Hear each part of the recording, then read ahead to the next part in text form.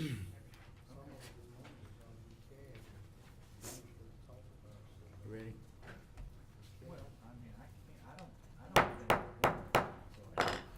We'd like to say good afternoon to everyone and welcome to the Shreveport City Council meeting, December 11, 2023. We're going to ask that Councilman Telefarro would lead us in prayer. We're going to ask that Councilman Jackson would lead us in the pledge. Please stand. Let us pray. Heavenly Father, Lord Jesus, we love you because we do. We are so thankful for the opportunity to come together and serve our constituents. And serve our constituents on behalf of your kingdom. Lord, we are so thankful for the coming of your Son. We are so thankful for the many blessings that you've given us. And help us to be mindful of those who are less fortunate than ourselves during this season. In your name we pray, amen. Amen. Everybody recite with me. I pledge allegiance to the flag of the United States of America and to the republic for which it stands, one nation, under God, indivisible, with liberty and justice for all. Thank you very much. Madam Clerk, would you call the roll, please? Councilwoman Taylor. Present. Councilman Brooks. Here. Councilman Telefarro. Here, ma'am. Councilman Butcher. Councilman Jackson. Here. Councilman Green. I'm here. And Councilwoman Bowman. Thank you. On tomorrow, I will entertain a motion to approve the minutes of the administrative conference meeting Monday, November 27th, 2023, and the city council meeting Tuesday, November 28th, 2023. At this time, does any council member have any awards, recognition, or distinguished guests not to exceed 15 minutes? I will tomorrow. Yes, sir. Thank you. Mr. Mayor, do you have any awards, recognition, or distinguished guests not to exceed 15 minutes? I do not, Mr. Chairman. Mr. Mayor, do you have any other communication relative to city business or other awards or recognition? I do not, Mr. Chairman. Thank you. Does any member have any questions or concern relative to property standards for Mr. Green?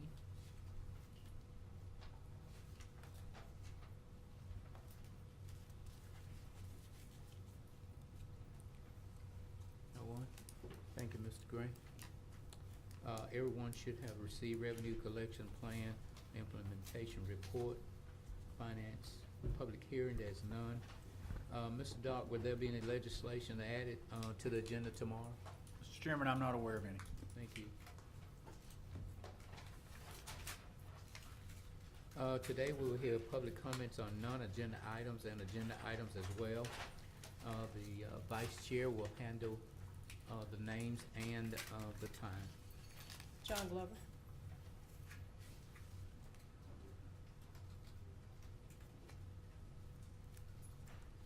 Good evening. John Glover, 9100 Walker Road, apartment 217, Shreveport, Louisiana, 71118. Good evening, council persons. I stand before you all with regards to a piece of legislation that was on your work session agenda, well, administrative conference agenda today, Resolution 156. I had heard when last in this setting the conversation that was proposed to constitute a need to declare a public emergency on gun violence. I guess as I gave thought to that at that time and then over the weekend after reading this agenda, my concerns are, why now? We have had more than 70 homicides in this city, and they began months and months ago. And though we have heard the plea, the cry, that we need to come up with some solutions, something to avert and avoid this continuance of crime in our city, seemingly nothing little has been done. Now, I won't lay this at your feet as to who is responsible to get this particular aspect of our lives addressed, but I will lay at your feet, what are you all actually doing? I can ask for a public emergency declaration, but it does not address the people who are indeed being participants in why we're here at this particular state. Again, my intent and purpose is to understand what is it that you're trying to gain at this particular juncture that you haven't done through the months prior to and even till today. We definitely indeed need to come up with something. But I don't know what short of that you will come up with when those who are actually being the participants and not being law-abiding citizens is the cause of why you feel at this ninth hour we need to declare a public emergency here. Now, if I'm not mistaken, the mayor would have something to do with such a situation himself. But at the end of the day, what is it that you all collectively and even individually are doing aside from prayer vigils and things like that? It is, yes, again, definite that we need something, but I think we need to get to the hearts and minds of those who continue to perpetrate these kinds of acts of violence into our homes, into our lives. I'd like to also know how many of these deaths have truly been attributed to domestic abuse, because that means that there's a problem in the family. You know, I've heard you mention very vaguely about, you know, trying to do things according to God's will, God's plan. Well, the plan for the family sure wasn't for us to be killing each other, I'm sure of that. But at the end of the day, I thank you for your attention, and I ask that you all will give true consideration to my request. Thank you. Thank you. That concludes public comment. Thank you. We will have an executive appointment to consider tomorrow. There are no items on the consent agenda for introduction or to be adopted. Mr. Dart, would you proceed with regular agenda legislation? Yes, sir. Resolution 142 approves the 2024 DDA program of work. That was postponed last time. Ms. Swain's here if you have any questions. 143 recognizes, and I hope I pronounced her name correctly, La Mesa Flurry, who's a counselor, I believe, at Eden Gardens and had gotten an award. This was postponed last time, probably because she wasn't able to be here. 144 authorizes the donation of one of the Shreveport Police canines.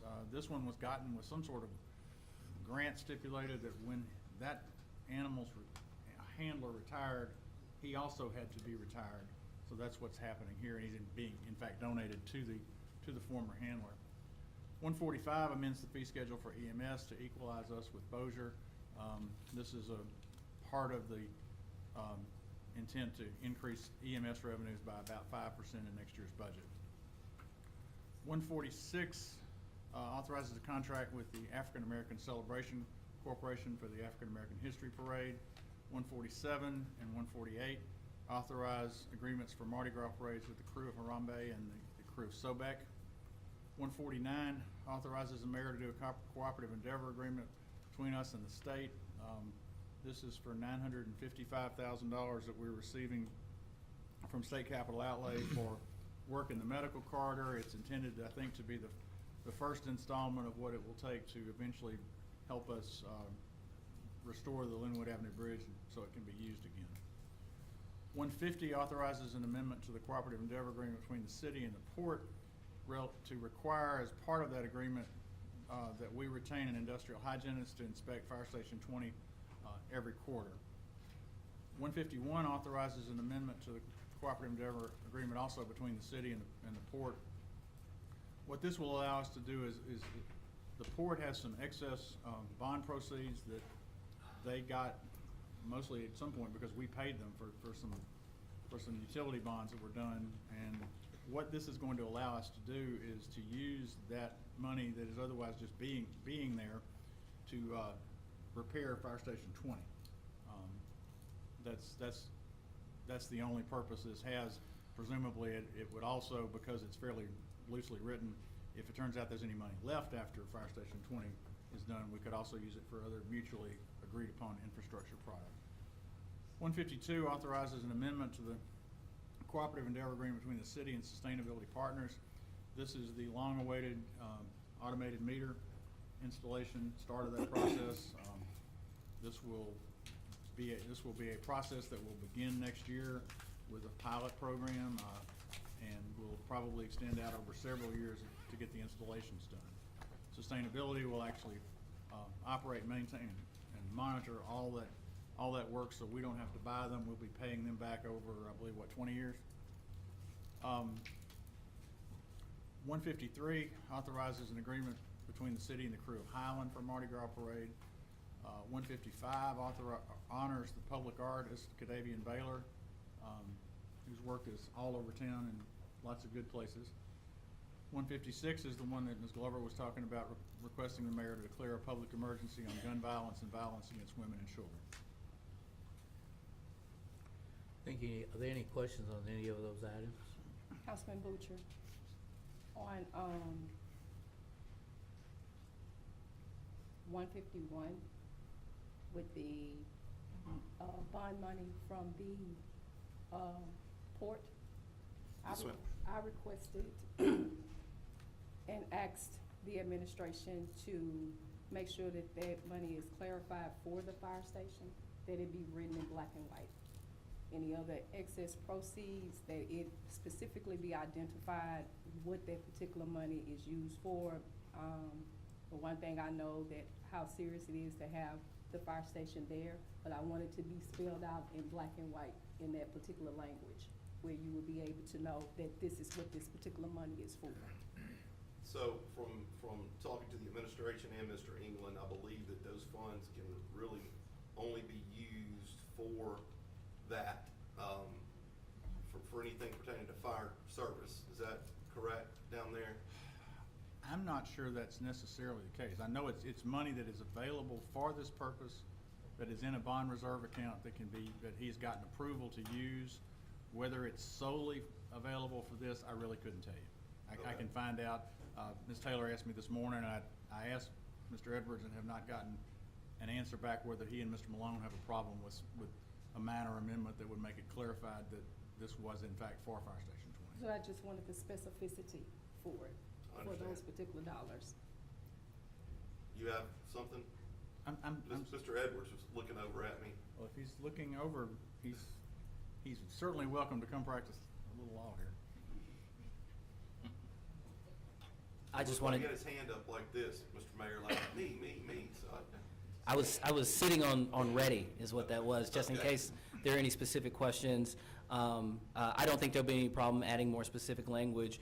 The draft that is before you, I believe, allows the funds to be used on jointly owned properties. I think that Fire Station 20 is the only Well, that's true, you're right. property that is jointly owned, which is how it's currently written, but there's ways to put additional guardrails on it if that's what's being asked for. But it's currently written for jointly owned properties, and Fire Station 20 is the only such property. Yeah, I like the guardrails on there, so it's identified, just in case there's a change of the guard.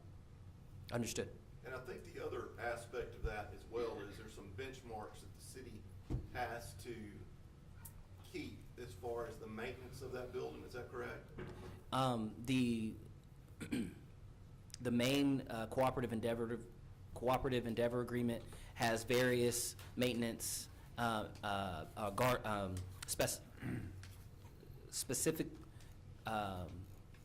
itemized, that's the word I'm looking for, itemized specificity onto what is supposed to be done for maintenance and how we get reimbursed at the end of the year. That's all in the main cooperative endeavor agreement. This amendment to that adds in another requirement and adds these potential funds, as well as the other cooperative endeavor agreement, which talks about including an industrial hygienist. It adds, that's number F to a pre-existing list of requirements. Okay. Thank you. So with Marcus, the can you get an amendment done tomorrow that would satisfy Ms. Taylor's concern?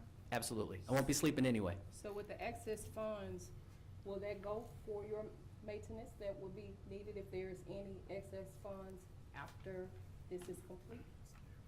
The way it's written, yes. The way it's written, if there are additional infrastructure improvements that need to be done on Fire Station 20, it can come from the excess bond proceeds. The way the main CEA agreement works is that the city of Shreveport is responsible for the maintenance on that facility throughout the year, and then at the end of the year, we send a bill to the port and let them know, and then they pay their 50% share. And this would just continue that previous arrangement. But this bond actually is the port's bond, correct? That is correct. This So is the, it's something that they've secured, it's their bond, but they have some dollars left in there because that fire station was built 100% by the port, correct? Is that right? I believe so. that's correct. Yeah. That's correct. And this is their bond that they are willing to dedicate the proceeds to improvements to Fire Station 20. In fact, what this is doing is keeping us from having to spend our 50% on the repair costs. It's going to come to the extent that it's fully available, and I think it is well past what that's gonna be. So we will not have to pay our 50% to do the repairs that are needed to get that station back open. So basically, I mean, the station's 22, 23 years old. We're getting a rehab of the station without us having to pull anything out of our operating budget to do it. Yes, sir. That's correct. And, yeah, then our request is still the same for the specificity of it. Understood? Thank you. Don't sit down, because you're gonna be up in just a minute. There you go. Right here. I'm gonna go Um, far anyway. We have no items on for Second. introduction of resolutions or introduction of ordinance not to be adopted prior to January 9th, 2024. Mr. Dark, would you proceed with ordinance on second reading and final passage? Mr. Chairman, I believe the sense of the council is they would like us to start over on 149 and introduce separate ordinances for each of the projects. So we would request, if that's the case, that you withdraw this one tomorrow, and that on the 21st, we will have new ordinances for you that can be adopted on January 9th. Thank you. 156 is the TIF district in District F that has been on the agenda for a while. Did the public hearing get called so they can actually vote on this tomorrow? Public hearing is tomorrow. Public hearing's tomorrow, okay, so this will be available for passage tomorrow.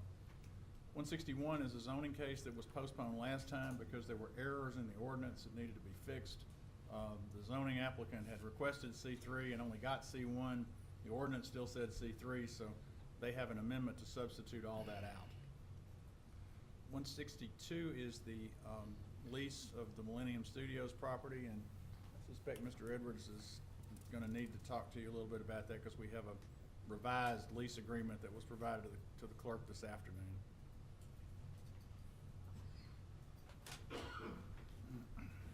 A revised lease agreement was provided to the clerk this afternoon. There have been some changes following discussions with the Economic Development Administration, a branch of the U.S. federal government, who has to approve the lease prior to us entering into a lease with any tenant, due to some federal funds that were used to fund the property in years past. There was a major drainage project that was done several years ago that had to be matched in funding by the city of Shreveport, and in order to do so, the city of Shreveport put up the property itself as collateral against that federal grant, which attaches a bunch of federal requirements, and one of those being that the lease itself be approved by the EDA. We've been in communication with the EDA, and as has the proposed tenant, and we think we have a near final draft of the lease, which was provided to the interim clerk about 30 minutes ago. Sorry. And I think it's going to be ready for passage tomorrow. There are some changes to the lease, including that the primary term of the lease cannot exceed. The primary term of the lease cannot exceed the mortgage obligation that is held by the federal government, which means that it cannot exceed September 27th of 2032, which is about 8.61 years if the lease starts on January 1st, as opposed to the initial term of 30 years. So what we've done is we've added an automatic renewal following that 8 and 3/4 year period for about 22 years, obviously for 30 years to round out that initial 30-year offering, with the same additional 15-year extension on the back end. So it is a material change. It's a small change, but it's a material change to the primary term in order to comply with some federal requirements. And we had to do some other stuff to make sure that the EDA is in an agreement with the lease. On first read, they were able to approve the use of the property, so now it's just making sure that all the T's are dotted and I's are crossed. And what I submitted to the clerk today, I believe, does that. So, didn't we just take ownership of this building 3 or 4 years ago? Yes. The lease in question actually is for the building that's behind Millennium, but is Okay. actually not a part of this lease. But when they did the mortgage deal, they actually used the entire parcel of land as security, and that's what's kicked all this in. So we mortgaged the building that we didn't own, or was this done after we took possession of the building? I'm just trying to wrap my mind around this. So there's, The land. right, we mortgaged the land, the lot itself. Okay. We owned the land throughout. It's an own improvement, yeah. Right. And there are two buildings, but the drainage project served both buildings.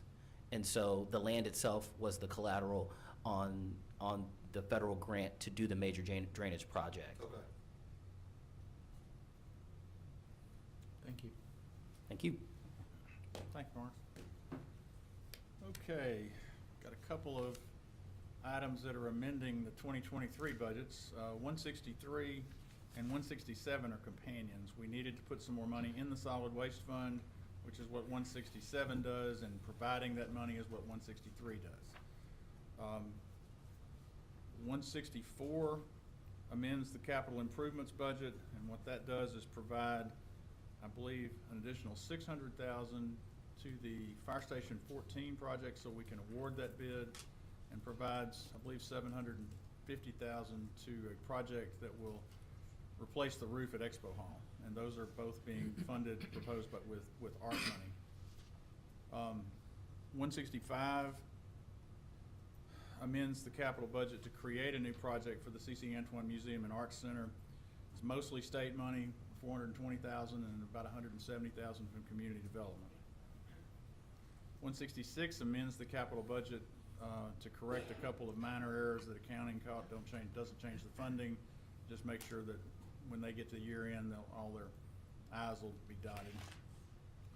167 I just talked about. 168 declares an emergency in connection with us having to repair the sludge presses at the North Regional Wastewater Treatment Plant.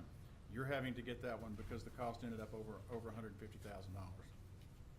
169 amends the code relative to permit fees, raising them by 5% effective the first of the year. 170 amends the section of the code relative to insurance.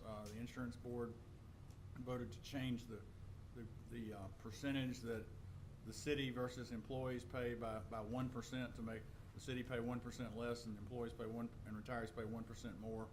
And that's been approved by the board, and it's for you for formal action. And 174 is the one we added last time relative to changing the purchasing limits. There is an amendment that replaces the original ordinance because, among other things, it referred to the public bid law, which is not really what you're supposed to refer to anymore. It's now the Louisiana Procurement Code. Same stuff, just bottom line, 0 to 30,000 pretty much is simple. You can do that, you can just buy that as long as you do it in accordance with our purchasing procedures. 30 to 60,000 requires quotes. 60,000 above requires actual bids. Let's see. All right, and now we're to budget stuff for next year. Are there any questions on any of those items? Mr. Chair, Yes, sir. before we go further, I did have a couple of questions, if I may, on Resolution 156. Is that okay with you? Yes, sir. Okay.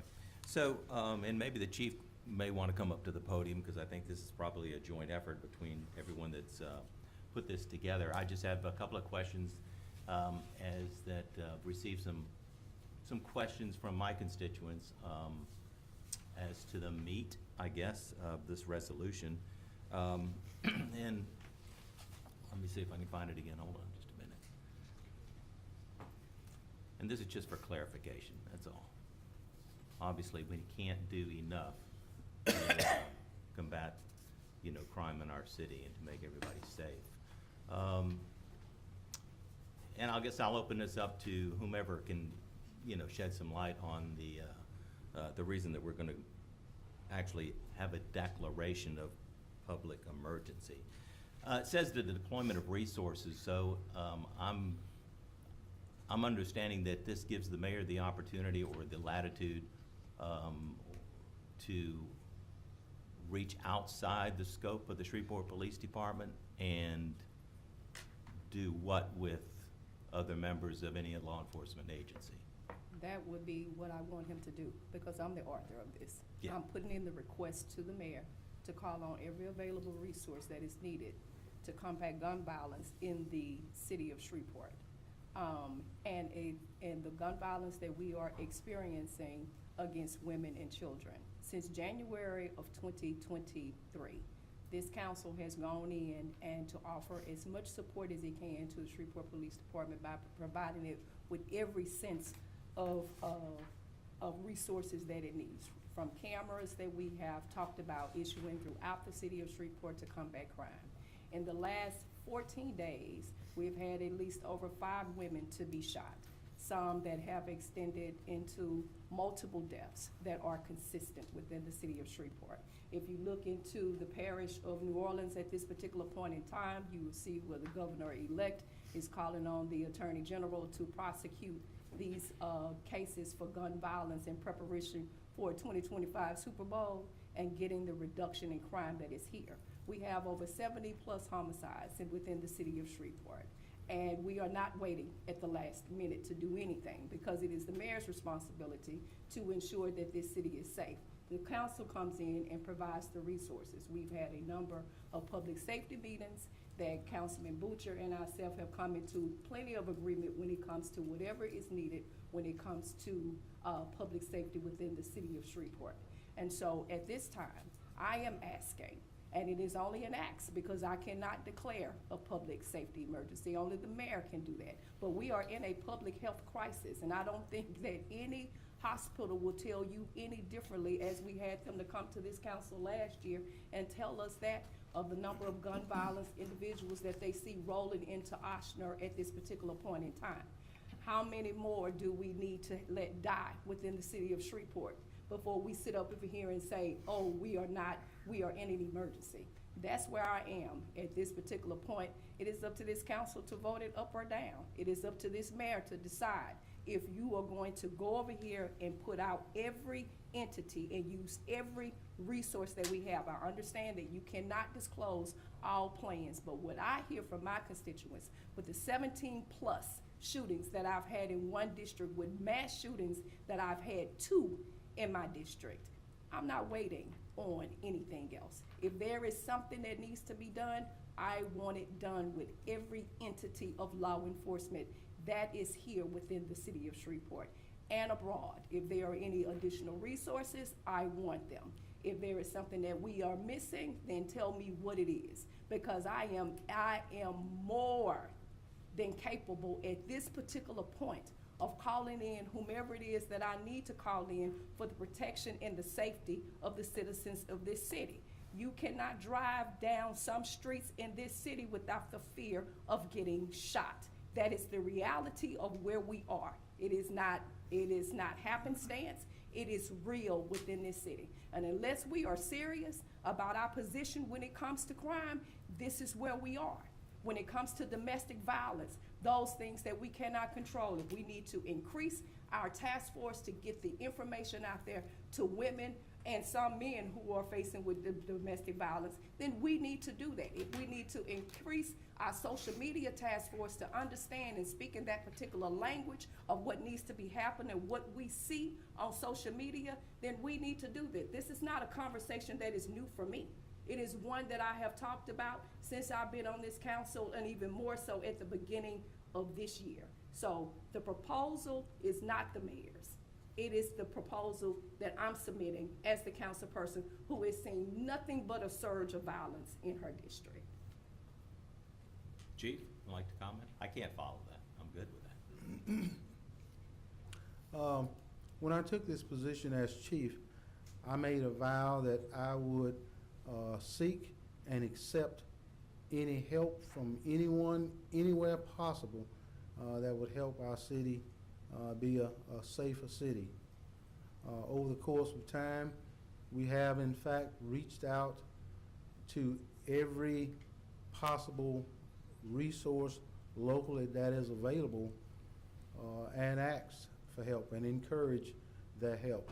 We participate on every task force that there is locally to try to combat crime, to try to seek out those conspirators who are responsible for what may be considered our organized crimes.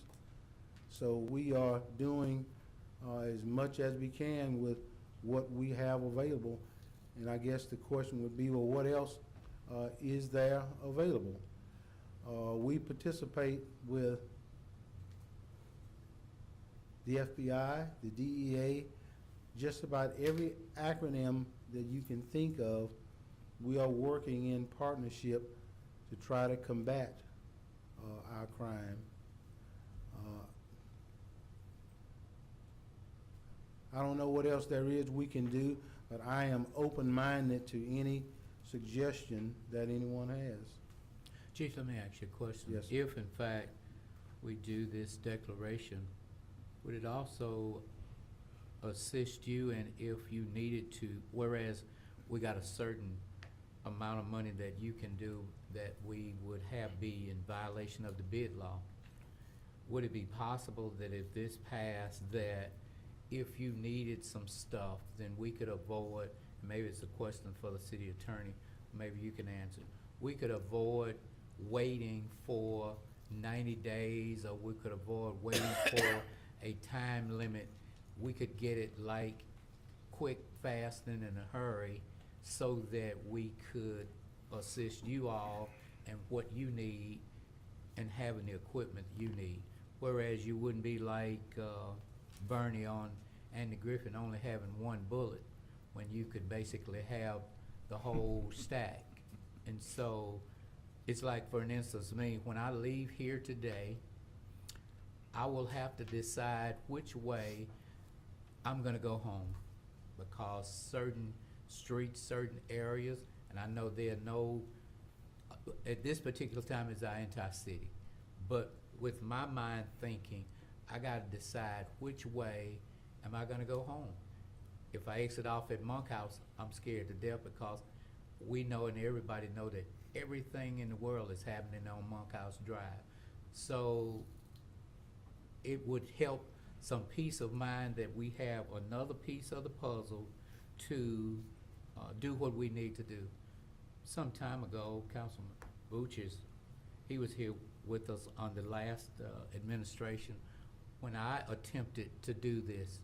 And because the language sounded different, then we wanted to dress it up and make it seem like it was something else, because we say, well, if we say that, businesses are gonna be afraid. All the business folk that come here, they never talk about crime, because crime is everywhere. So sometimes we try to attempt to put roses around poison water. I mean, the water is poison, so anything, if it's just one little something to do, and there might be somebody else with a better idea. I mean, it's either you don't fix the blame, you fix the problem. So what is it as a whole that we can do to make us feel safe wherever you live in Shreveport? I shouldn't have to worry about which way I'm going home. I mean, we ought to just be able to drive down any street. We know that that's not the case, that when we leave home, whatever area you in, there just might be some folk jump out their car and just start shooting. We don't know where it's coming from, we don't know when it's gonna be, but just to put up some safeguards. And so that's just my thinking. Well, changing the limit of purchase is gonna help significantly. It really, really is. Just to give a prime example, the camera trailers that we've been wanting to buy for quite some time, the low bid was $37,000. Well, as it's been in the past, that was above what I could purchase. It had to go through the entire bid process. So changing that portion of it will greatly help us to be able to get resources that need to be on the ground right now to help us out. Yes, sir. Mr. Chair, I feel like, and Councilwoman Taylor is correct on this, that we've had these discussions for almost, I don't know, I feel like, and I tell my wife this regularly, you know, we meet, and we don't get anything accomplished. And it's frustrating. Every death in Shreveport is hard because we feel responsible, which I'm sure you do, and I'm sure the mayor does, especially with all the crime. I wanna make sure, and I think this does this, I wanna make sure that we are truly, because you hear all kinds of rumors from all kinds of different people about what's going on. We need to be communicating with other law enforcement in Shreveport, Caddo Parish, Bossier, to make sure that we're not all going at the same thing and not sharing information. I wanna make sure that if you need additional resources to come into the city, that you don't have to ask us to do it. We want you to bring those additional resources into the city.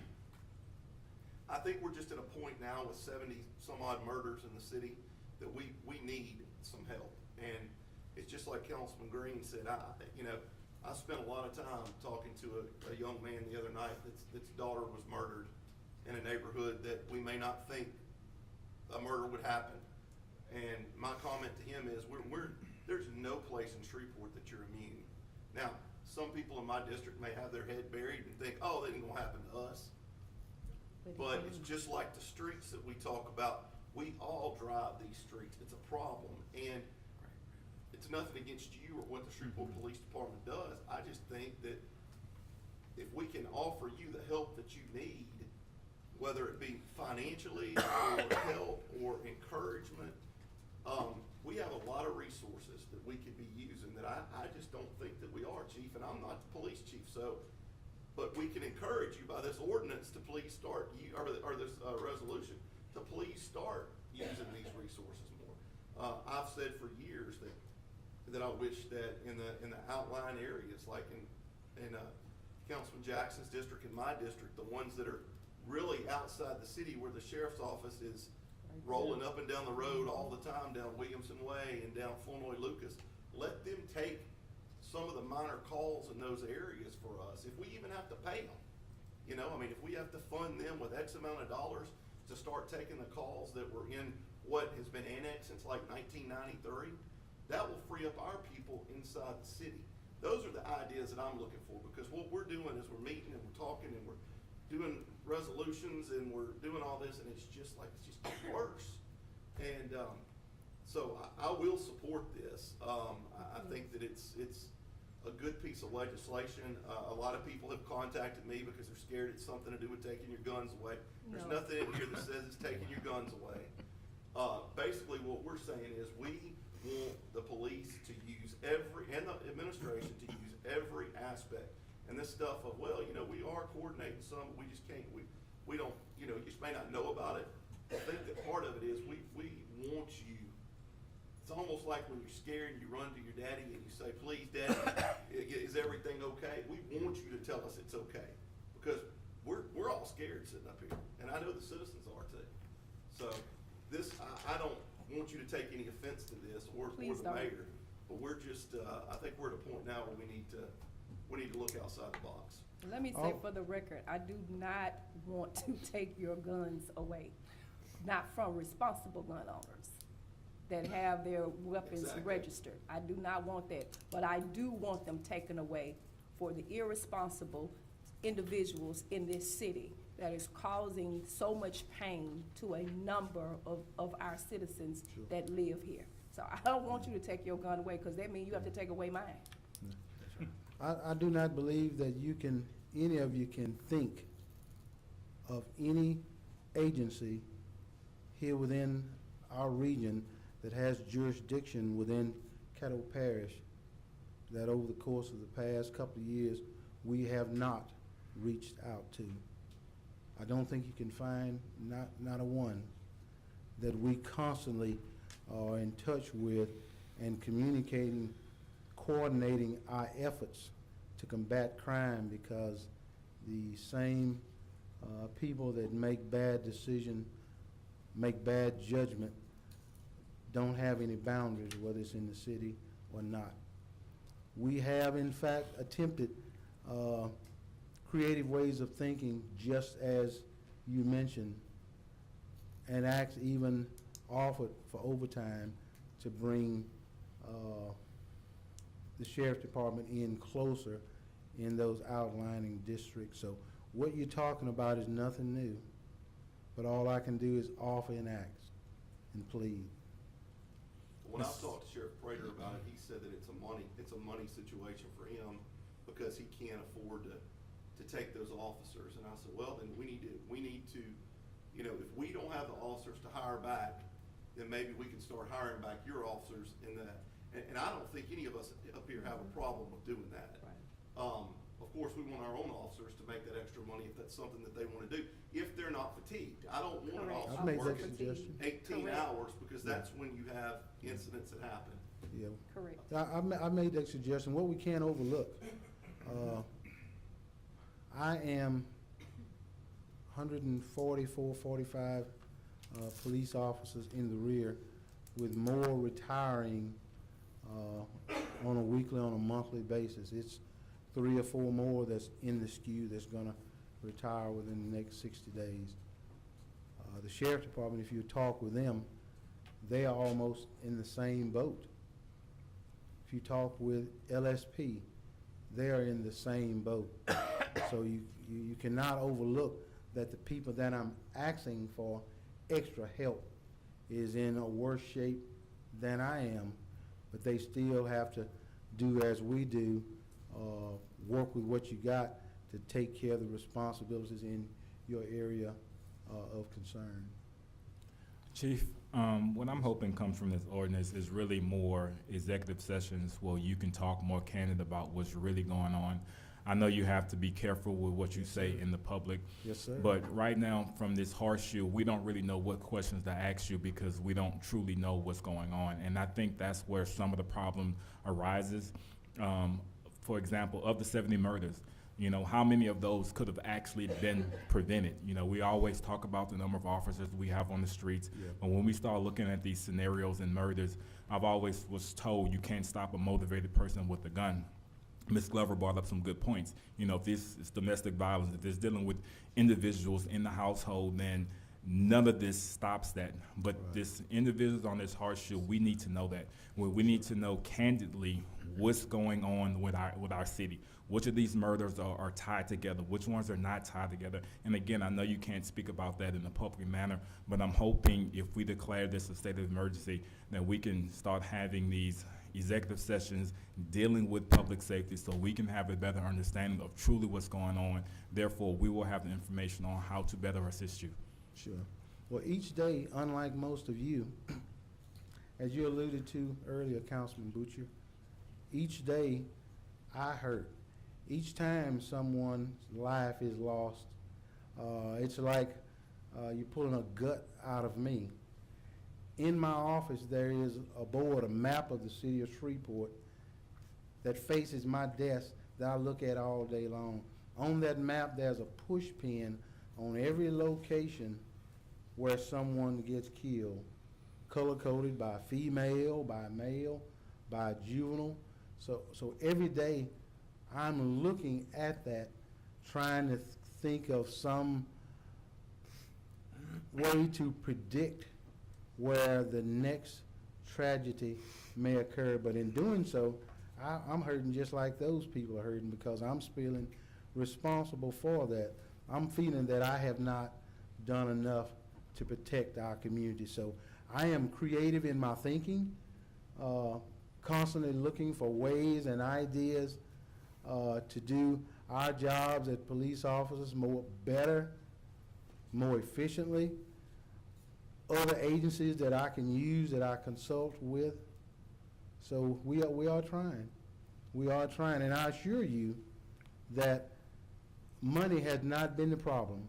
And I thank all of you so very much on the council and the mayor for providing me with the resource financially that I need to do what it is that's necessary to try to keep our city safe. Thank y'all so much for that. You just don't know how much that means to me. And especially when I travel to other cities, visiting with chiefs of police, trying to understand what it is that you're doing differently than I am, and to hear some of their war stories about the lack of cooperation that they get from their administration. I feel so blessed because that is not the case here in Shreveport. Thank you, Chief. And I do appreciate you, Chief. Calling you up was not to put you on the hot seat, but I do agree with Ms. Taylor, is that, you know, we're in a position where we must declare that, as she often says, we're pretty sick and tired of being sick and tired about this whole crime thing. And I understand it from, obviously, my perspective, is that you can only do so much with what you have to work with. I think what we are saying by this declaration is that we want us to remove any barriers or obstacles which allow us to do more enforcement. I would like the district attorney to be in conversations. Correct. I'm all about severity and certainty of punishment. That sends a clear and concise message as well. I think our law enforcement officers do a hell of a job enforcing the law. And I was obviously focusing on enforcement, maybe traffic stops and things like that. That's your business. I think this declaration just tells you and tells the administration and shows the public that we are serious about being serious about crime. And because there's no one up here that is immune from being a victim. And we all hear the horror stories about someone that you would least likely to expect to be a victim in a place you'd least likely to be a victim. But it just happens. So I do appreciate you coming up. Thank you for allowing me to open this up for further explanation. I think it was important that our citizens hear the commitment from the council, and hear the commitment from you and this administration. And hear the commitment to you, Sure. for Correct. you, from Thank this you. council. Because we are totally committed to going in and ensuring that our first responders have everything that they need in order to operate. Because, you know, officer fatigue, just as Councilman Butcher said, is very important to me. Mental health, all of those things, all of that plays a part in. And so don't want to cut your bootstrings, if there are any. So Yeah. call on whatever it is that needs to be done. And I just feel compelled to let you know this, that aggressiveness in addressing crime, addressing the perpetrators, has an effect, working aggressively. But let me say this also, working aggressively, everything is not gonna be a good day. Everything ain't gonna turn out good. That's just the reality of it. So just keep that in mind. And it's important, very important, that you stand behind your soldiers. The worst thing that can ever happen in this game is that your people feel that even though they do their best, when something don't turn out good, that you nail them to the cross. That's right. So just keep that in mind. Thank you, Chief. Chief? Thank you. Are there any other questions on Thank any you, of Jim. these items? If not, Mr. Dart, 2024 budget ordinance to be adopted no later than December 15th, 2023. You may proceed. Yes, sir. 120 is the capital improvements budget, and there are two amendments to that. The first one is ours, and what it does, some of you may be aware earlier in last legislative session, Representative Glover got us $700,000 for what he called Project Swim, and his idea at the time was that we were going to be able to spend that over a number of years to do swimming lessons. Well, unfortunately, the way that money was granted, we have to spend it all by June 30th. And with his blessing, we have elected to use that money plus $500,000 in ARP money to go ahead and do the work at the David Raines Pool. And that's chosen because that's in his district, and that's where, but he's comfortable with that. Amendment number 2, simply the ordinance itself has a place in every program for what the total project amount was, and what you have in the original ordinance was what it was as of October 1st. There have been some capital budget changes since then, and Amendment 2 just basically corrects, updates the ordinance to what those have been. 121 amends the riverfront, or is the amendment, 121 adopts the riverfront budget. There is an amendment proposed by Ms. Bowman that would delete the $4 million that was designated in there to transfer to debt service in the event that the REV project went forward. That's the only amendment to that one. 122 is the general fund. There are 5 amendments. The first one is ours. As I told you during the budget session, we accidentally left out the revenue from plumbing permits. And Gary in Public Works they got their bids on herbicide for next year, and they needed some extra money, so we're putting all that there. It's $165,000.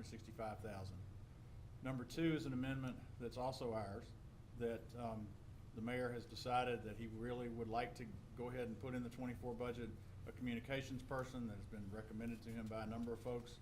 There's $95,000 in there that's coming from additional natural gas royalties. Numbers 3 and 4 are amendments proposed by Ms. Taylor to add money to the police and the fire budgets. And number 5 is an amendment proposed by Mr. Brooks to reduce the subsidy that we pay to the MPC. The only one of these that has a companion is the last one, MPC. All these others you can pass or not pass independently. They don't have any issues there. Number 5, if you were to pass that, you would also need to vote for amendment number 1 to the MPC ordinance. If you don't pass it, there's no reason to vote on amendment number 1 to the MPC ordinance. Hold on just a minute. Mr. Clark, would you come up, please?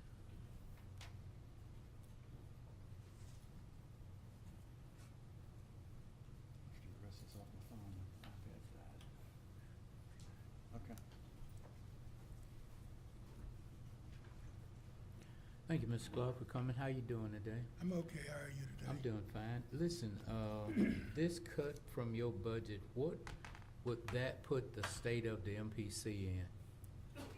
It would put us in a horrible predicament. As you all know, the council last year appropriated funding to update the master plan, and we are prepared to start that process in January.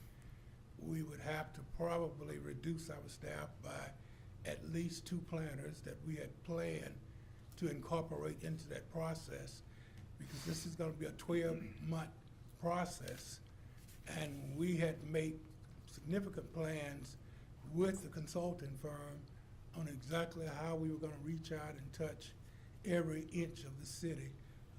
There were a lot of complaints of the original master plan that certain areas did not receive any attention, and that was a commitment that we had made, and with our agreement with the consulting firm, that every inch of the city would be touched, every inch of the city would be reviewed, recommendations would come to make improvements throughout the city, and some of those recommendations, oddly enough, may deal with crime, may deal with conditions of certain neighborhoods, may predict why certain things are happening in neighborhoods, and it's important to have an objective, independent assessment to go along with what we're doing to try to come up with recommendations in order to try to get improvements done. We're here to work with you.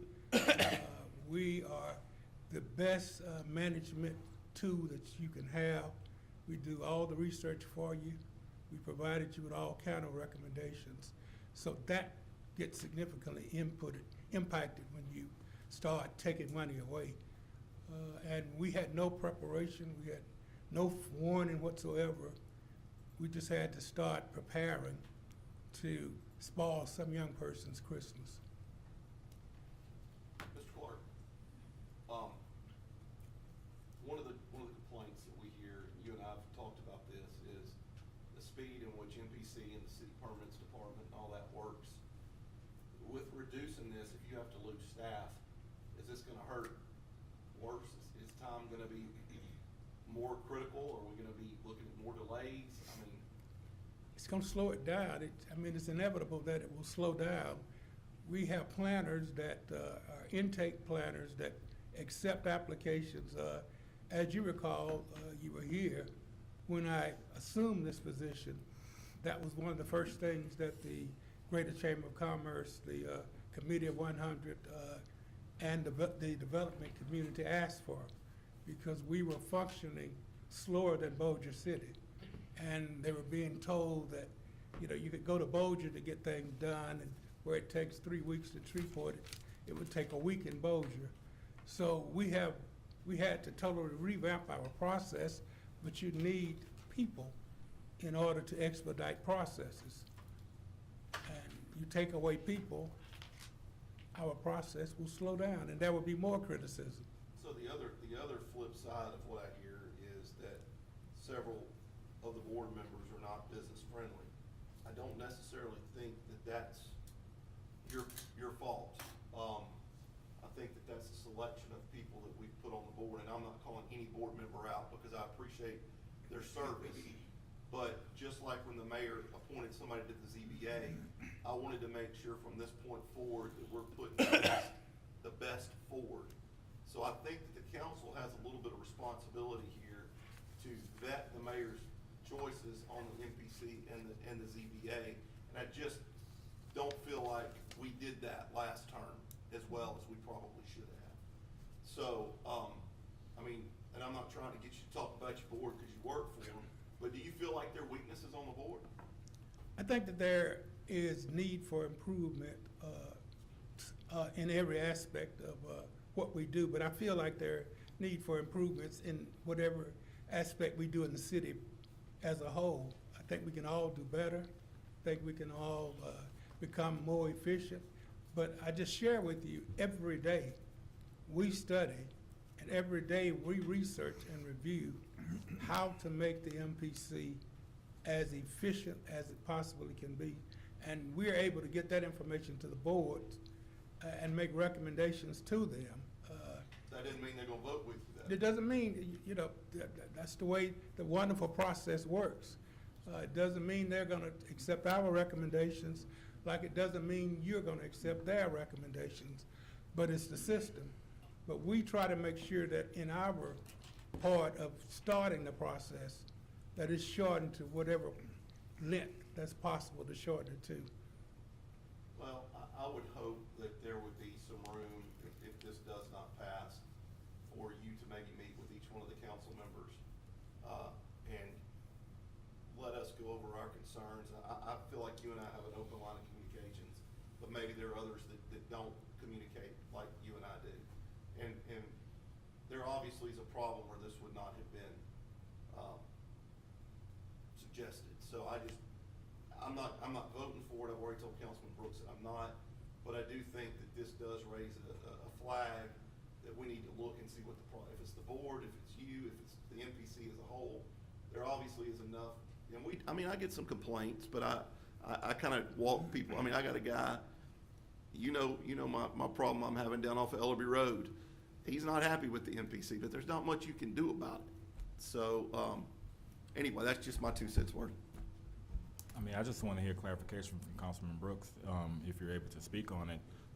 Because I'm hearing what Councilman Brooks is saying. This is my first time hearing of it, but I just don't believe in taking money from an entity as a means of punishment. You know, if there's something going on, if we need to improve our practices, then we need to speak on it. But I feel like taking money from you will make whatever is going on magnified. And I think it's going to make it worse, not make it better. So, again, this is my first time hearing of it. I appreciate your side of it, but I would like to hear as to why we're trying to move the money and what the money will be used for. As it's written, it's going back into the general fund, which, you know, in my opinion, really does nothing. So this seems like it will just hurt you, but I don't see any upside to it as of right now. To make it really short, Councilman Jackson, I've gotten, and I get a pretty large amount of complaints about the MPC. I was unaware of the way that it worked. I thought Mr. Clark was a department head, and a lot of citizens do. He's not. He doesn't work for the mayor. He doesn't work for us. He works for the board of directors of the Metropolitan Planning Commission. Nobody wants to hear that. So the only influence that we have over them is the budget. Is this a good idea? I don't know. Maybe we need to sit down. Maybe some of us and your staff need to sit down and I go over these particular complaints. And my door has always been open. That's why Councilman Butcher shared that we have an open door policy. And the other council persons, we are always open to ways to make our operation better. We don't make our operation better by being punished, and that doesn't show a good opportunity for us to gain respect in the community. I am a department head. I do go to department head meetings. I do take directives from both the mayor and Mr. Dark. Structurally, it may be a situation where the MPC is an anomaly, but we cannot function without being involved with the administration and the council. So that, I mean, we don't have to explain that to the citizens because everything we talk about, we do. Certainly, Ms. Clark, I'd just like to say, anytime I've called on you all have done a great job. I don't think the problem is with you and your staff. I think who we need to be talking to is the board, because they're the ones who's pulling the string. They're the one who say yay or nay. But when citizens get upset, then they're upset with you, and the board has a pass. And so, versus punishing your department and cutting your staff and taking money away, we may probably need to have a workshop with the board to say, hey, we need y'all to be business friendly. And if you can't be business friendly, then maybe you need to seek another place that you could help us in the city. And I think that would be suitable. But I've never called on you all to do anything wherever in my district, and you all did not respond.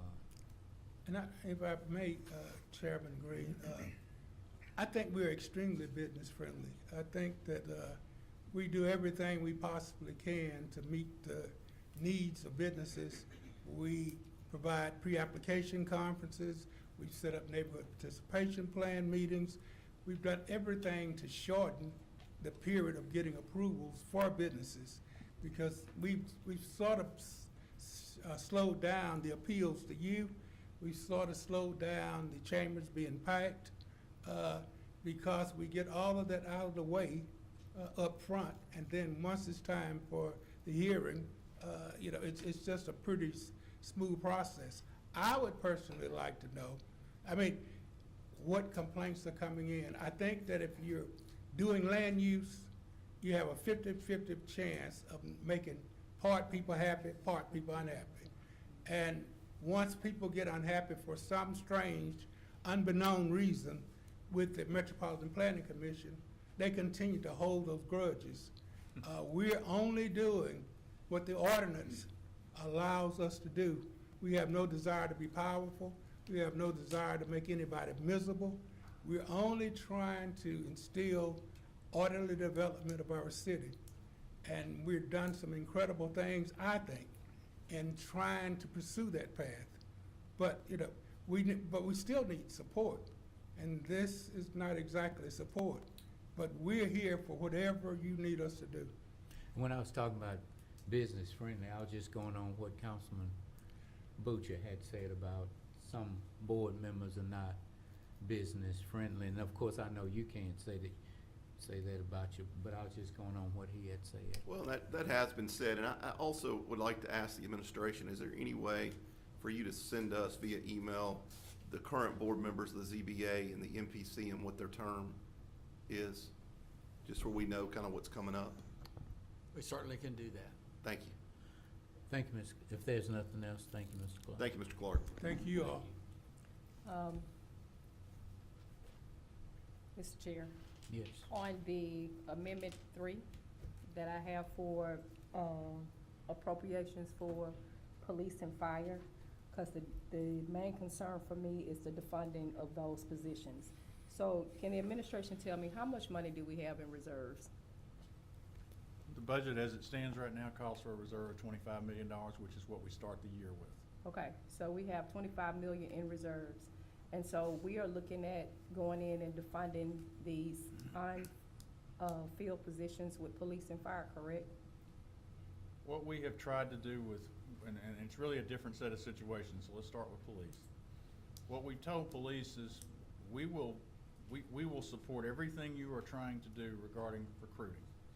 And if you are successful enough to where there are more new recruits coming in than people leaving, that would be the first goal. And when that happens, if there's not enough money, we're gonna come back to you and ask for more. Until that happens, we're not, I mean, they're gonna have to prove they can do it first. They'd like to believe that their first recruiting class in January is going to do really well, and it's certainly gonna be larger than the last sets that have been through there. But we have tried to say, okay, we believe you have enough money for what is most likely to occur, which is that you will either be right at the current level or you will be gradually moving up, over some period of time. Getting out of this hole is not a 1 year, 2 year, may not even be a 5-year thing, but the goal is to begin to move back up. And however successful they are, we will find the money with your help to do that. But that's where we start. Fire is generally, they have enough, they have a fairly large class coming in. They have enough money in their budget, we believe, to cover that class, because they'll have their normal run of retirements and be generally about where they are. My question is, since the money is there, and since I understand what you're saying, since it's gonna be our money, whether we take it out or whether we leave it in, why not just leave it there and just leave it there until such times versus taking it out and then we'll have to do an amendment? What if the amendment doesn't pass? And then we go from there because you never know what may happen. So my question is, why not just leave it there? What damage, would there be some damage, or what would happen? The only concern that I think we have, I mean, other than we really don't like the reserve being any smaller than it is, but that's a policy question. But the other is that, and some of you have seen the letters from Dr. Carter, and his belief is that if that money is in the police budget, it ought to be spent on pay increases. And we are not in a position to do that because there is no recurring source of funding for any of that. So I think that would be our biggest concern, over and above the reserve stuff. Because, you guys, it's very clear, if we came to you and asked you at any point during the year to give police more money because they had well oversubscribed their number of folks, we have absolutely no doubt you'd give it to them. But I do think we run some risk if you put money in that isn't particularly designated for anything that's currently going on, that's just there kind of just in case, that Dr. Carter may believe that that's money that you've put there in one way or another for pay increases, and we've tried to be pretty consistent that unless there's a recurring source of that, we're not going to be doing that. Yes, of course, I'm thankful for the reserve, but when Councilman Butcher and I came on last term, I think we had, what, $3 million in there? I don't believe it was even that much, yeah. Our reserve was at the bottom. That's why we came up with the Like 1.5. trash. 1.5 We million. came up with the trash fee so that some money would go to the employees and the other money would go into the reserve. So, but anyway, I just want to throw that in. Mr. Chair, just a question that I have. So obviously this type of budgeting has been being done for several years, where not what we're doing now, but what you're proposing, but where we budget these unfilled positions. It's been going on for several years, right? It appears so, yes, sir. Okay, so what has happened with that money over those several years? That's my only question to support what you're doing, is what have they used that money for over the last, say, I know at least went on for 4 years, and I think it went on in the Tyler administration. What did they do with those funds that weren't used? I can't speak for that. I mean, bottom line, it would have gone back into the annual fund balance every year if it wasn't used. This year, there was a great deal of unused money, and we're quite thankful it was there because, as it turns out, the budget had a lot less money beginning the year than than was originally budgeted, and we needed every dime of it to make this year work and next year work. What I don't want us to do with this money is there be $1.5 million left over at the end of the year, and we just start going and buying, which is happening. There are certain departments that will go and say, well, I'm gonna lose this money if I don't spend it by the end of the year. So we're actually taking those unfilled positions and spending it on non-personnel. Would you say that's a Well, decent statement? Those things have had to come, anytime that's happened during the year, it has come back to you, because the only way they can spend unused salary money is for salaries. That's the way the budget works. I mean, you've seen some amendments to That where have moved equipment- around. It's Equipment's just- been bought.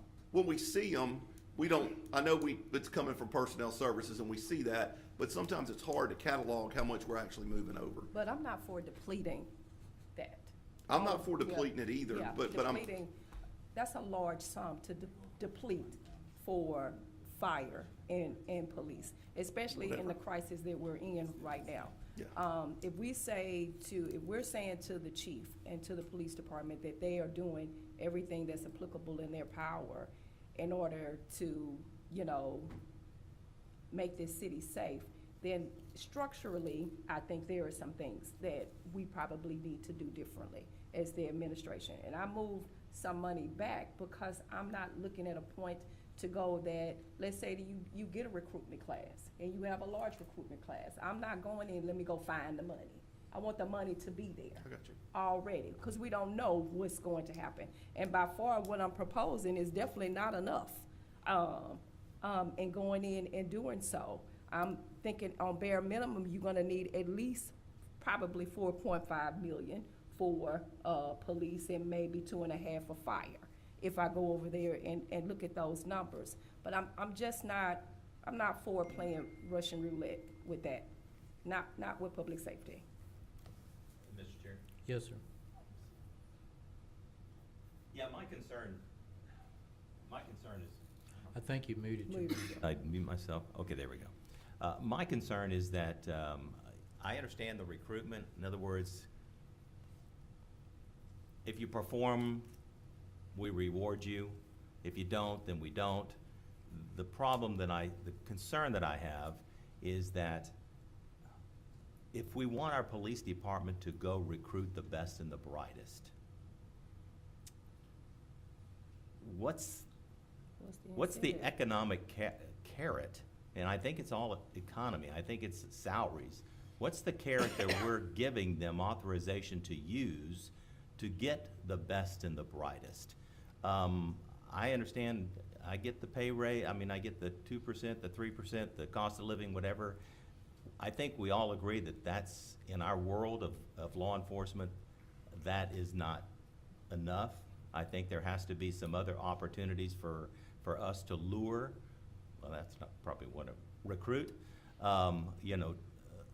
great talent, and, I kind of lean in agreement here is that I don't want to deplete, defund, remove money that's already allocated there to some degree. It maybe not all of this, maybe some of it, but the point is that I'm very apprehensive about not offering our police department, our recruiting department,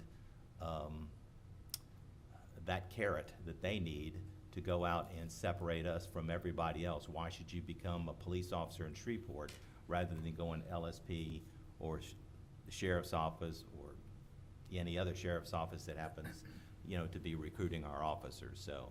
And Mr. Chair, if I might, that's actually why we have a number of things in the current police budget as proposed that are recruiting incentives, that are incentives for lateral transfers, the kinds of things that will, we think, make a difference. I mean, if they don't, we'll find out. But we felt like we had to give our recruiters something to work with that people will be able to get state supplemental pay or the equivalent thereof, as soon as they finish the academy, as opposed to waiting a year. There are some tools there. I mean, our biggest concern is, we really don't like the thought of spending more money in a year than we bring in a year, and that's a concern that's gotten us into where we are, where the reserve's tighter than I wish it were right now. I mean, every time reserves go down, the rating guys get unhappy, and understand, a lot of our reserve is frankly not real money, because the retained risk fund owes us $40 million, and the healthcare fund owes us 10 that they'll never pay back.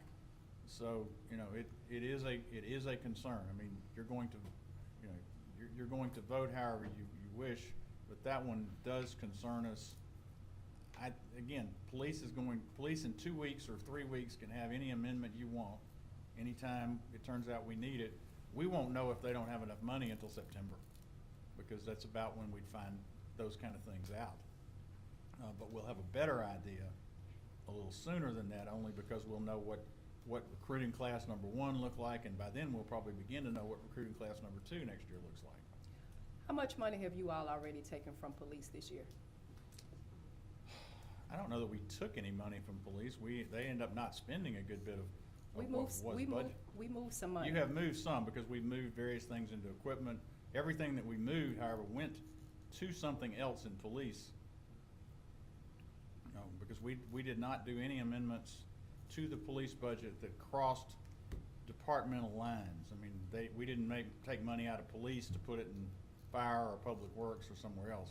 They have gotten some additional equipment money. I think at some point during the year they got some money to pay for the system that helps them comply with all the records requests and things like that. And as I remember, that was several $100,000. Report management system. But those things are necessary. Yeah. And they were, and that's why we did them. Those are the things that are necessary for them to have. Those are some of the things that I know that this council went in to say, this is what we're going to do, this is what we want to do as well.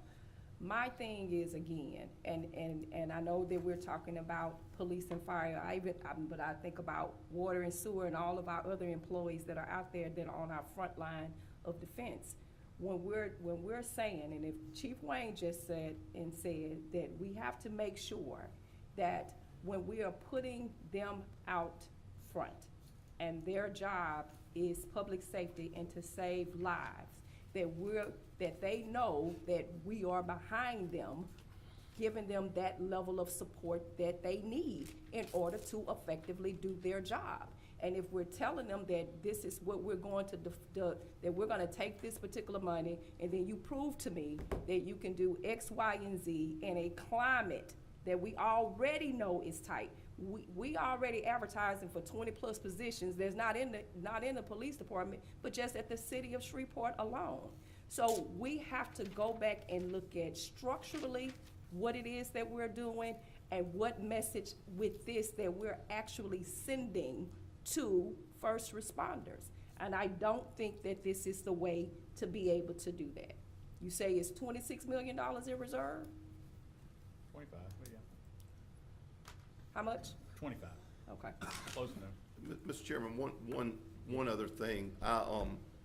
I've made it clear that I'm not for raising our sanitation fee, and the 20% water rate increase. I'm gonna have to think real hard on that. I've got some questions about that. This is an idea that I floated to the administration, and obviously we can't give the raises that the police union is wanting and that the fire union is wanting, but we know we need to. We know we have to get to a certain level. I've discussed with the administration, and you know, it's easy for me to say because of my district, because I know most of my district would probably support this, but I am not opposed to a public safety fee. Our neighbors across the river have a public safety fee. If you did $14 a month public safety fee on the water bill, that would generate $11 million a year at 66,000 water billing customers. That's just a benchmark. I'm not saying we have to go that high. But that would put us, what did you say Bossier City's fee for public safety and trash is? I think it's $34. 30-something dollars. 30, I believe it's 34, but it's something like that if it's not. These are that we're asking the chief to look outside the box for things. We have got to start looking outside the box. I don't want to put that on the poorest people, but I also don't want to ask them for $3 more for a trash fee. I think that if we had $11.5 million that we could put into a enterprise fund of some sort, that's all it could be used for is police and fire raises and helping supplement their income. That is money well spent. that was a benchmark. We don't have to go that high, but if we have 66,000 water billing customers, multiply that times, whatever your amount is, and that's what you come up with. So that's something that I would like to see us look at, because I don't want to see us go down on our surplus, our reserves, because I think that hurts us with our bonding issues whenever we do get ready to bond. And I think that if we have an emergency of some sort, y'all sit in these executive sessions, we give money away like candy up here. I mean, because of stupid things that have happened. And I don't want us to be without that money. I feel uncomfortable without that reserve. So, that's not something that has to be decided today, or I wanted to wait until we get through the budget season. But I would like for us to start studying that. And I'd like y'all's input on it, Mr. Mayor and Mr. CAO. If you looked at the public safety fee, what would it encompass? Because then when you're in Bossier, you have where that covers EMS, trash, something else. That's what all of that, yeah, it's all encompassing. Well, the one discussion we've had is that EMS would be, if you live in the city limits of Shreveport, you're transported for free. We charge your insurance or Medicare or Medicaid, but if you're a citizen of Shreveport, over and above, you don't have to pay. The number that we're trying to track down right now that I've talked to Mr. Dark about is, we know that self-pay is about $1 million something, is that? Something like that, yeah. But how much of that self-pay have we collected? And that I don't know the answer to. So we need to look at that, because let's say you have $1 million worth of billing to an individual. Let's say that you don't have insurance, you get transported, you don't bill it, they send you to collections, whatever. Are we actually collecting that? And what are we paying to collect that amount of money? So we know we'd have to back off about $1 million just for that. But I think that if we had that money going into a specific fund, so and we're at what for the trash fee now, seven what? $7. Right $7. now, right now it's straight 7. So if you were at 14, you're at $21 a month. And I know that's not ideal, but it sure does give us a heck of a tool to be able to recruit and keep police officers and firefighters. Whenever I was fire chief at District 5, when we formed our ambulance service, we did a $75 parcel fee per structure. Still paying. And if you lived in the district and you were transported, we had a mechanism in place that there was a place that you marked, and then we verified it through our billing company. You weren't billed over and above. And it worked out very, very well. And that ambulance service now is very much in the good and has been able to provide a good service. So that's just a thought of mine as we're discussing all of this, because we're asking him to think outside the box. I think that we as an administration and a council are going to start looking a little bit at, and it's an uncomfortable conversation to have, but we've said over and over again, we need to be having these uncomfortable conversations. Thank you. How much money we had in reserve when we came, you said? 1.5 million roughly. Okay, thank you. Mr. Duck, would you proceed? I will with one editorial comment. Y'all sat through a number of times this year where we've had to come tell you, something happened we weren't planning. So you need to keep as much reserve as you can, because I can guarantee you that there's not gonna be a single year when some of that's not gonna happen. Okay, 123 is retained risk. There are no changes proposed in that. 124 is MPC, and there is an amendment. If general fund number 5 doesn't pass, you won't need to vote on it, because it will be moot at that point. 125 is community development. There are no changes in that. 126 is grants. There's no changes in that. Nor in 127, which is redevelopment, 128, which is downtown entertainment district, 129, which is golf. 130 has one amendment, and the only amendment there is that since the budget was introduced, they drew down slightly over $2.7 million of their reserves to help pay for some capital projects, so we are reducing the budget for next year by that amount because it won't be there twice.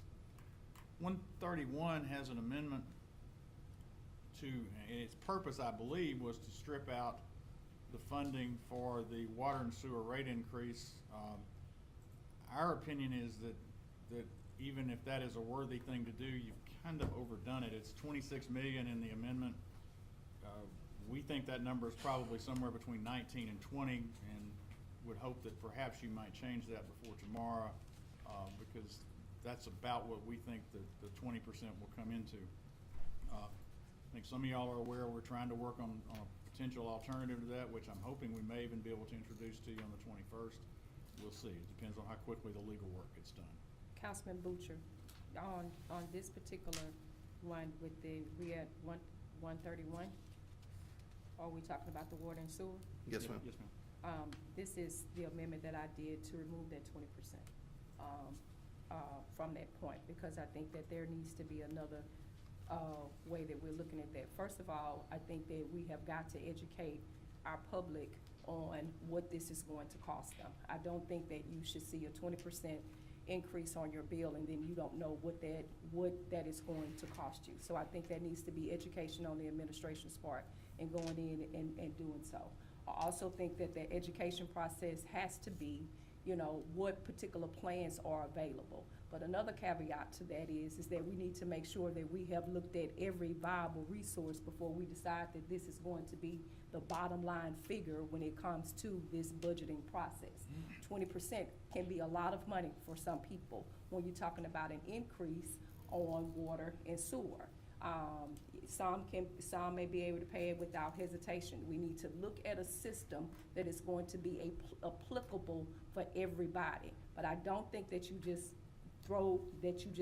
put this number out here and then there is no education and awareness to the public. And then once you get that bill, after that particular point, then you're gonna be calling every last one of us sitting on this horseshoe and saying, why is my water bill and my sewer bill increased this much? We realize that there are things that we're gonna have to do as it relates to the consent decree. Those things are beyond our control. But in the interim, that we need to make sure that we are stair-stepping probably what we are going to implement as far as fees or whatever the cost is going to be with this water and sewer increase, so. And I'd like to say that the idea that you were talking about the public safety and whatever, we were talking about Bolger one-stop shop. I think that until we get a roadmap as to what is the best way for us to go, what is the best process for our citizens, that all of these should be put on hold. I mean, we've managed to deal with them now. There might be some other money coming or whatever. But I just think until we get a clear roadmap as to where we're going, I don't think that this should, and until we get that roadmap, until we educate people. For an instance, if you get your check and after you pay all your bills, then you got $20 left or $25 left.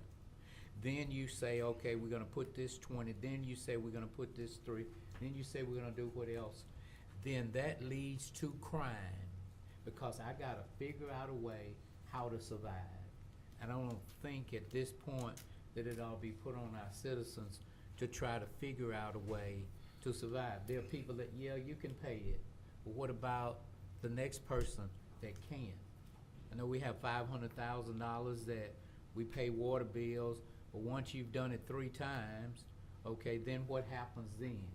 It leads you down a dark alley, and I just think that we ought to have a clear view, a clear roadmap as to what we are going to do before we move on any of these fees. And I just think that we'll have a great landing once we do that. I think Councilman Butcher's idea need to be investigated. Everybody has an idea. Everybody has something to put into it. And I think until all of that happens, then I just think this should be put on hold, all fees. Yes, there are people that can pay, but what about the people that can't? Because there are some suffering people. Yeah, we need to meet all of our codes, we need to meet all of whatever, but there are some hurting people, and they're hurting for real, and I don't think they ought to be punished. Even if you're not one of those individuals, you have your budget set as to what you're going to do with your money. I don't think that should be just dropped on anybody. I just think that we just need to pump the brakes, get a clear path, and move forward. Mr. Chair? Yes, sir. You need me to get you an application to my party? Now, which one you is? Cause sometimes you be more Democrat. Don't say that out loud. Mr. Avallone's not. I'm sorry. I think you're right, and the other question I have about the water and sewage is I'd like to know exactly where we are with consent decree work, projects at Amos, projects at Lucas, all those different things, just to kind of give us an idea of where we are.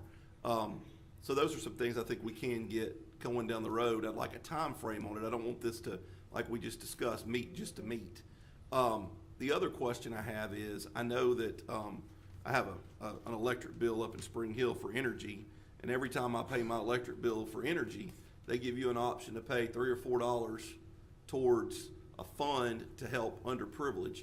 Do we have that option that we could put on our water bills to where we could, the ones that this will not affect? Could we start doing that where when you pay your water bill online, it gives you an option to do 1, 2, 3, 4, 5, 20, whatever, to help people? Because there are months that I may have a little extra money and I may do $10. Like this month, I only did $1.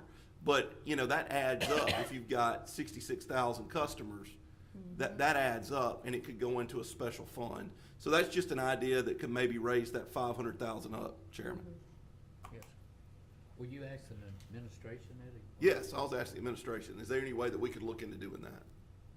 I think we can, SWEPCO used to call it Good Neighbor Fund. I don't know what it is, or either SWEPCO or Centerpoint did. So we can certainly ask what their experience is with it. And legally, what we can do and how we can make sure it goes towards that. Well, clearly, if we can, we contract right now with someone who administers the SWAP program. Don't know of any reason why that couldn't be done either. I don't know what the mechanics are, or how well it works for them, but yeah, we understand all that. All we're trying to do is figure out a way to meet our bond covenants in the least expensive way for the public. And we're working on something that I hope will help that, but at some point, we're going to have to pay that, I think. But we'll have to see what we get when we get there. Well, I hope Ms. Busada has some work that will give us a way to unlock some of the money we have in reserves in water and sewer, that will help us be able to use that to help meet our bond coverage, so we don't have to get it all in a current year from the ratepayers. But we're not there yet. We just started that within the last couple of weeks, because we didn't think we had that option, but apparently there is a way that they've done, I believe, for one of the airport authorities in New Orleans. So we're trying to figure out what we can do so we can come back to you with something different. And also, Mr. Stark, when you gave me that news, I was very happy. So my question is, until we get everything settled, is there a way that we could just pump the brakes on this? We know we're gonna have to do something at some point, but at this point, I just believe that we should just pump the brakes, and then once we have a clear picture, then we could go forward. There are amendments to each one to do it. I'm sorry? Yes, we hope to have something on that line for you by next council to tell you what the best way we can do to make the number as small as possible. We are committed to try to work to make the SWAP money go as far as it can be. I don't think that program has been publicized well enough, and I think it's probably a little too limiting in how often you can use it. So those are also things we can do. Our bottom line, though, is that we really do not want to have to tell the bondholders that we're in having issues meeting those covenants for an act that we have done willfully. It's one thing to say, well, we had a bad revenue year and didn't make it, or a bad expense year. If we don't do it when we know what we need to do, at some point, that's the issue. We're trying to make it as painless as we can, and hopefully Mike will have some numbers that will make it better for you. But that's what you can expect to see from us. Thank you. Mr. Chair. Yes, sir. Mr. Darrell, I appreciate you saying that, because I want to make sure that we are staying in compliance. I understand that, fees can be scary, especially to our citizens who may not be able to afford it. But at the end of the day, I want to make sure that we're protecting Shreveport and that we are staying in compliance. So I want to make sure that you're being candid with where we are and how much time we have to make these decisions, because I don't want to dig a deeper hole and then we have to ask the citizens for more or a higher rate increase. I hear everything everybody's saying, and I respect that, but I want to make sure at this time the administration is candid as possible as to where we are, to make sure that we're staying in compliance with those covenants. Well, sir, we're trying very hard to get you information as early in the year as possible, because if you're trying to gather a certain amount of revenue in 2024, the more months you have to do that, the less the increase has to be. So we're trying to find a way to do that. I think we can, if Mike can deliver, we will be able to cut that 20 considerably down, but I don't think we make it go away. So that's where we're gonna be. I But think I we have also an love, understanding that. yeah, I also love Councilman Butcher's idea with the safety thing. I think also at the end of the day, we just have to make sure that it works. You know, we're asking our citizens to pay more money in order to make our city safer. It needs to work. But I believe that anybody is willing to pay more if we can guarantee that Shreveport is gonna be safer in the long run. $14 it doesn't sound like a lot if that guarantees us being safe. But that's why I want to be more candid with Chief to understand truly what we need. Paying our officers more is what I feel like we need to do. But at the end of the day, we still have to render results that makes us safe. Correct. Thank you. Let's start with you, proceed. Okay, let's see, where were we? 131 was the last one. 132 is Sportran, there's no changes there. 133, there are two amendments to downtown parking. One of you all proposed to cut $8,000 out of what we pay them for parking services, and the second amendment is one that I prepared based on the conversation at their budget hearing, where they had asked for some money to buy some new parking meters. We put $25,000 out of that fund's reserve into that, and that's what amendment number 2 is. 134 is the convention center. There's no change there. 135, the convention center hotel, there's not. 136 is a little complicated, and I'm gonna try to explain this one. There are two amendments there, and the original ordinance for Riverfront did not include, the original ordinance for debt service did not include the rev transfer for $4 million. If it turns out that Ms. Bowman's amendment were to pass tomorrow, I don't think we're gonna have to offer the second one, because the money wasn't there to begin with. I mean, we don't have to take it out twice. We'll get with Minushka and make sure we know how to advise you tomorrow, depending on how you vote. But that one's a little complicated. I mean, both of the amendments sort of do the same thing. One of them was gonna put the rev money in, because it was never in there in error, and the other one was gonna take it out. Well, if it wasn't in there in error and Ms. Bowman's amendment passes to take it out, we don't have to do anything else there.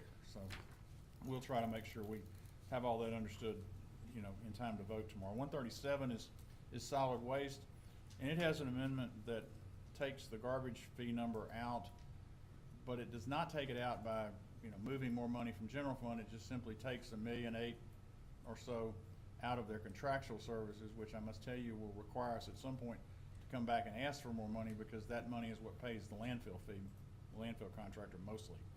So at some point, that will cause issues down the road. It's not a problem the first day, but it will be at some point.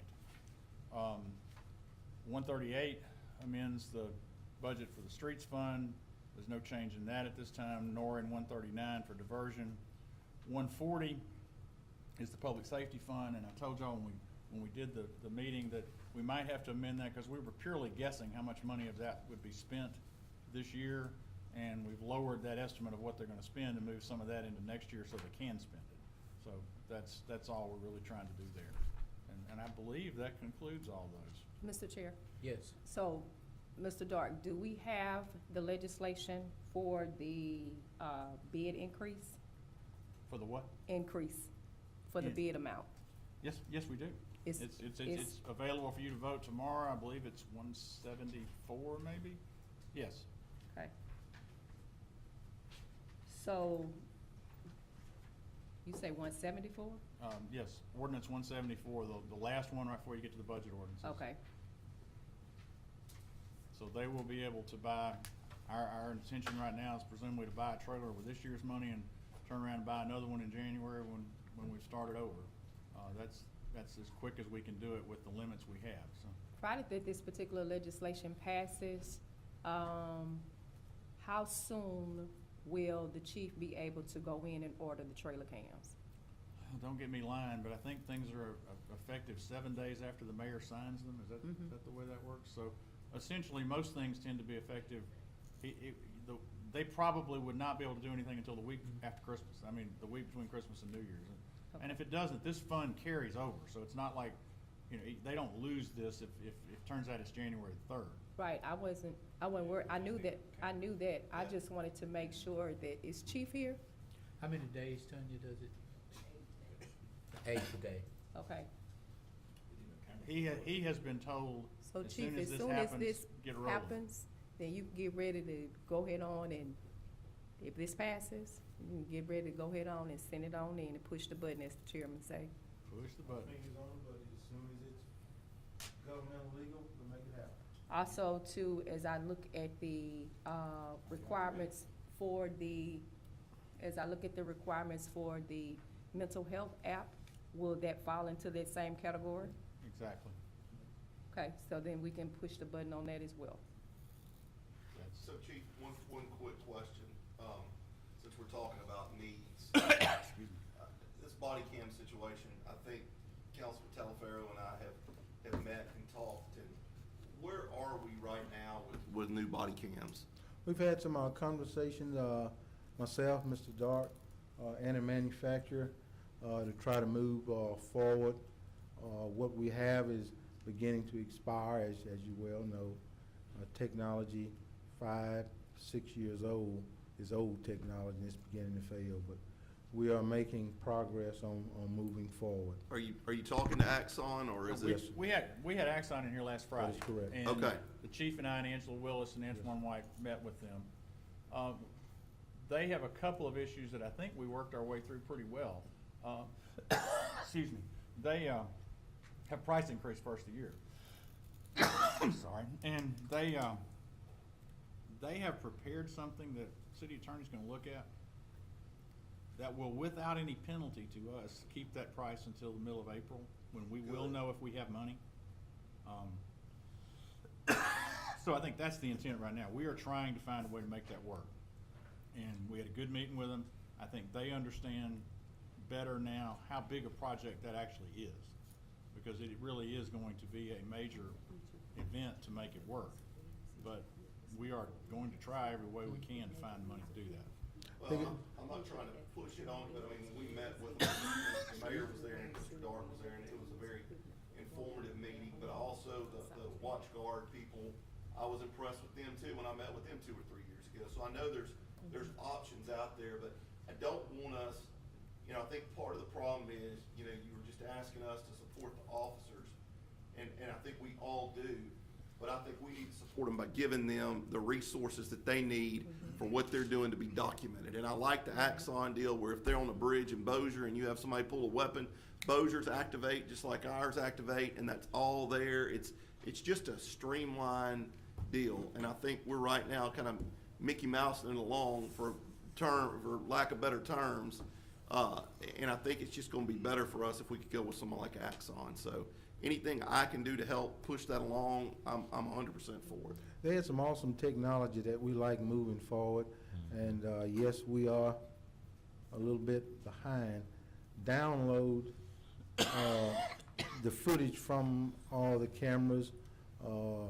Right now, the storage is in SPD, huge servers there.